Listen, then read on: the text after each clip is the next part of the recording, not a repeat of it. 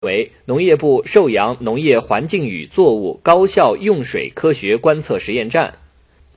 在随后召开的座谈会上，寿阳实验站负责人介绍了寿阳实验站的发展历程、基础设施、运行情况以及发展定位。梅旭荣对寿阳实验站在旱作农业技术研究方面所做的工作表示肯定，并对实验站下一步工作进行了安排部署。实验站要坚持面向世界科技前沿、面向国家综合需求、面向现代农业主战场，坚持需求导向和问题导向，把握生产需求，了解国内外科技发展态势，扎实推进乡村振兴战略，加快农业农村现代化进程。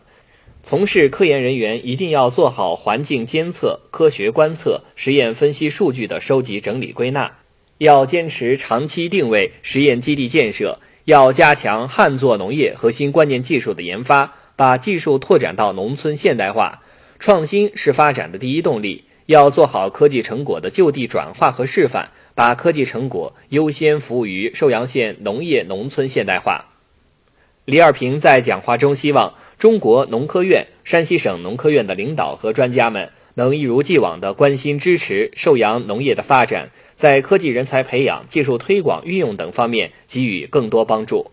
李二平表示，我县将以此次调研为契机，进一步扩大交流合作，建立长期稳定的良好合作关系。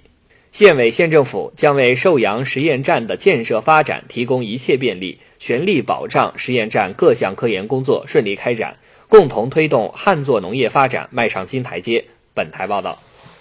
近日，晋中市创建国家公共文化服务体系示范区督查组来我县就国家公共文化服务体系示范区建设工作进行预验收，副县长李二平陪同验收。督查组一行先后深入县文化馆、图书馆、滨河城区文化站、东湾社区文化活动中心、朝阳镇综合文化站、桐子河村文化活动中心、解愁乡文化站、陈家河文化大院，通过实地查看、询问交流等形式，对县乡村文化网络设施的运行情况、群众文化活动开展情况进行了全面的了解。近几年，我县全面实施公共文化幸福寿阳战略，加大政府投入，快补硬件短板，创新服务机制，提升服务效能，强势推进以标准化、均等化、社会化、科学化为核心的示范区创建。通过听取汇报、查阅档案、实际检查等方式，督查组对照31项创建指标，对我县工作进行了逐项验收，并对我县的创建工作给予肯定，认为我县对创建工作高度重视，千方百计打通普惠群众最后1公里，全县城乡公共文化服务实现了大融合全覆盖的寿阳成效。希望我县狠抓各项创建指标落实，总结创新经验，重点打造品牌文化活动，为创建国家公共文化服务示范区、开启寿阳文化发展新时代交上满意答卷。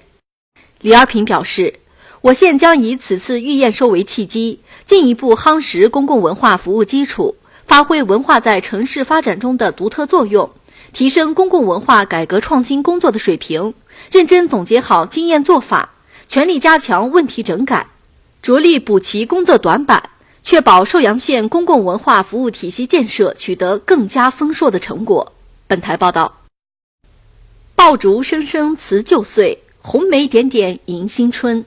为向贫困户传递最美好的关爱和祝福。近日，县委宣传部联合县文联、县书法家协会深入扶贫工作点西洛镇段亭村进行送温暖下乡4送活动，为大家送去春联、米面油等慰问品以及新春祝福。活动中，县委宣传部负责人为村民们宣讲了19大精神，西洛镇党委负责人为基层党员上了一堂生动的党课。县委宣传部还为西洛镇基层党员干部送去了19大报告读本和党章等资料。活动现场，县书协成员现场创作了一幅幅春联，热爱书法的村民也自发加入其中，一起为村民书写春联，现场一派喜庆的节日气氛。本台报道。近日，县妇联召开第11届5次执委会议，会议听取并审议通过了寿阳县妇联第11届执委会委员增补执委人选，选举产生新增县妇联第11届常务委员会组成人员和县妇联主席、副主席。县妇联负责人代表第11届常委会作工作报告。过去的一年，县妇联抓住全面深化改革的重大历史机遇，不断创新工作机制，形成了党组织搭台、妇女组织唱戏、党建带妇建的良性工作新格局。2018年，县妇联将创新实施巾帼建功行动、巾帼维权行动、巾帼文明行动、巾帼关爱行动和强基固本工程。本台报道。为提高农资经营企业法律法规意识，规范农资市场经营行为，近日，县农委在县农广校组织开展全县2018年农产品质量安全及农资经营企业培训，全县农资经营企业负责人、各乡镇农科员、县农委执法人员共100余人参加培训。培训中，县农委执保站站长王平根据新的农药管理条例进行深入浅出的解读。县农委负责人要求参加培训的农资经营企业、各乡镇农科员要认真学习贯彻种子法及其配套规章制度，依法诚信经营，建立健全并妥善保存种子经营档案，及时认真完成种子经营网上备案，提高种子经营户的诚信经营水平。要全力把握好农产品产前、产中、产后监管，确保我县农产品质量安全。本台报道。观众朋友，今天的新闻节目播送完了，感谢您的收看。获取更多新闻资讯，请关注本台的微博、微信和客户端。再见。再见。